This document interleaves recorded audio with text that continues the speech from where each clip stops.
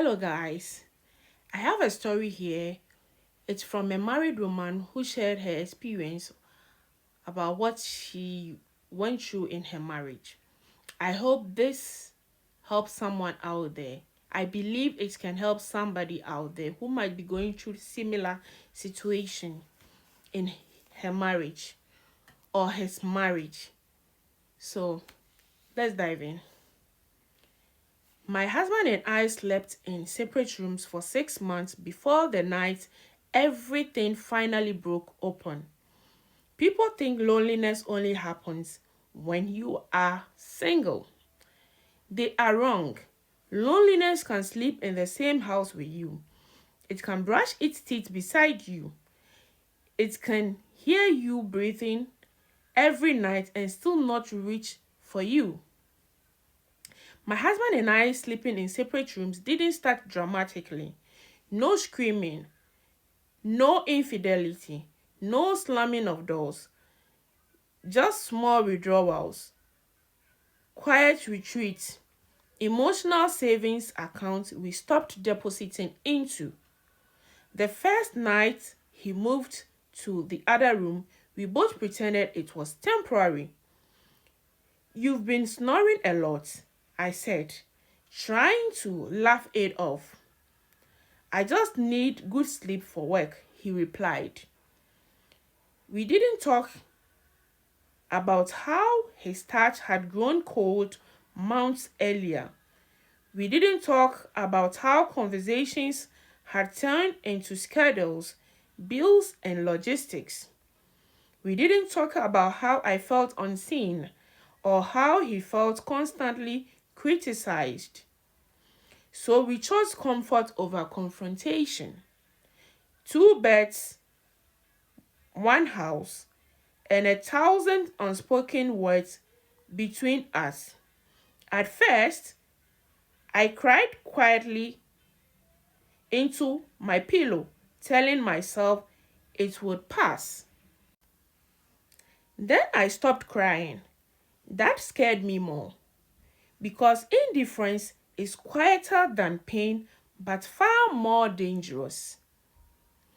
I learned how to sleep alone without feeling abandoned. I learned how to wake up without expectation. I learned how to pour my emotions into my children, my work, my prayers, anywhere but into Him. We still functioned well as a family. We sat together at dinner. We attended events together. People admired us. But admiration doesn't keep a marriage alive. Intimacy does. And ours was dying slowly, politely, without making a scene. Then came the night everything changed. Our youngest had a severe asthma attack. It was past midnight when I heard a wheezing, sharp, desperate sound from him. I ran to his room screaming my husband's name. For the first time in years, I saw fear in his eyes. Real fear. We didn't argue. We didn't hesitate. We moved as one.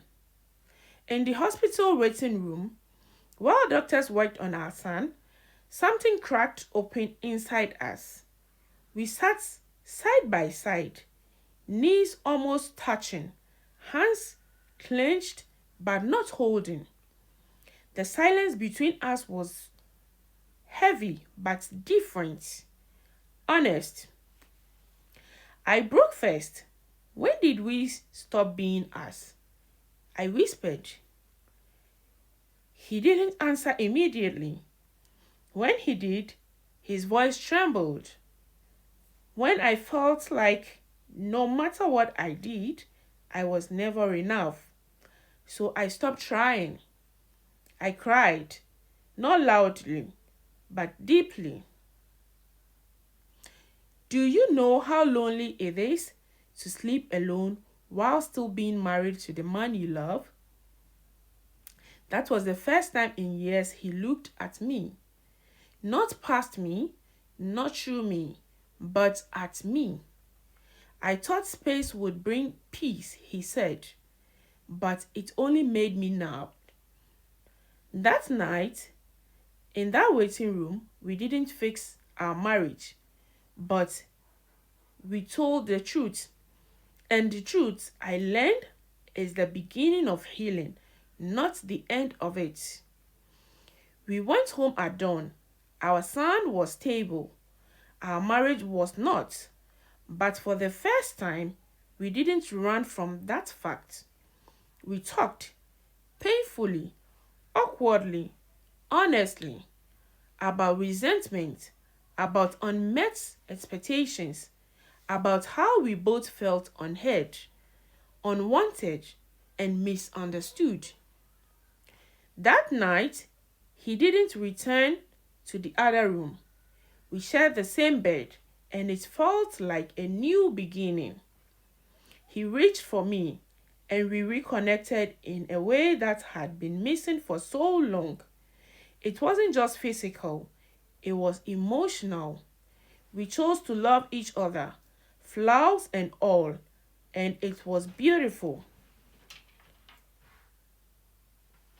Here is the lesson I wish Here is the lesson I wish I had learned earlier. Distance does not heal what communication avoids. Space does not replace effort. Silence does not equal peace. If you sleep in separate beds but still love each other, talk. If you feel lonely in your marriage, speak. If you are choosing comfort over confrontation, remember that comfort today can become regret tomorrow. Two beds in one house almost cost me my marriage. Not because we stopped loving each other, but because we stopped reaching for each other. And marriage, I've learned, does not die from one big wound. It dies from 1,000 small ones we pretend don't hurt. So, guys, please learn from this. And if you think you have any suggestions, please drop your comments in the comment section. Thank you.